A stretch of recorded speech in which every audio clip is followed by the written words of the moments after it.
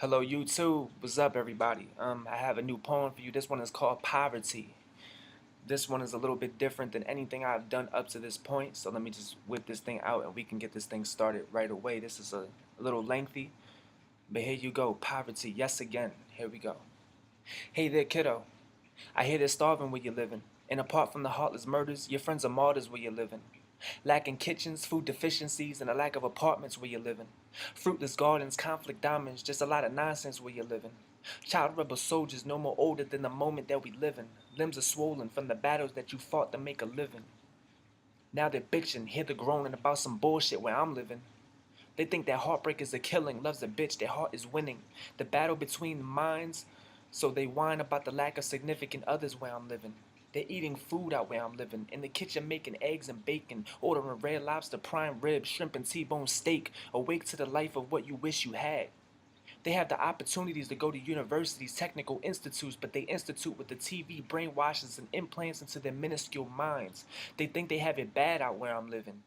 They argue about the he says and she says, and because of what Monique says, it escalates to pulling weave braids and calling names and Facebook statuses subliminally written to cause more conflicts. But what they don't realize is they should be grateful they have the opportunity to gaze upon the screen of a high-tech computer to begin with.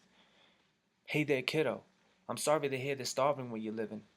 I wish I could import you like half of the goods my country uses faithfully and groom you as an opportunist with the chance to eat a solid meal and experience how nonviolence feels. You would probably appreciate things a little better than most of our population does because you'd understand that others have it worse.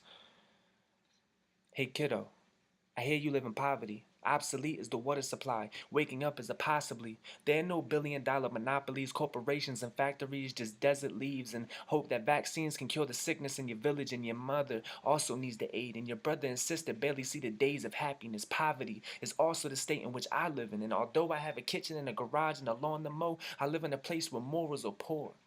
Pregnancy at 15 is accepted and appreciated. Independence is now dependence. Our youth can barely write a compound sentence, let alone be the future of our country, which explains why we owe so much fucking money. Nuclear war possibilities, same race hostilities, people with disabilities to be their own person, and what worsens our poor moralic code is the goals of half of our population in this place I call home. Hey there, kiddo.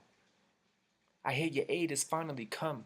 An American group of activists, mercenaries, army men, and Habitat for Humanity members have taken over your village for the better of your people, and so your mother can now be vaccinated, sisters and brothers properly nourished, and you can maybe sleep for a few nights knowing that they're alive. So I see it's now safe out where you're living. Maybe now they'll build a kitchen and a new home for you to live, and protect the entire town from invasions and stealing kids. I admire those people who took the time to help you out, but where I live, I hardly see people standing for a cause. All I see are a bunch of slacktivists slacking to make a change, but running the social networking, posting statuses, expecting to change the world, but not once pick up a shovel, feed a shelter, or paint a mural. If it ain't about chasing boys, dating girls, diamonds and pearls, then they just don't care. The place where I live in is poverty, poor in ambition and morals. Hey kiddo, I bet you wish you could live their lives.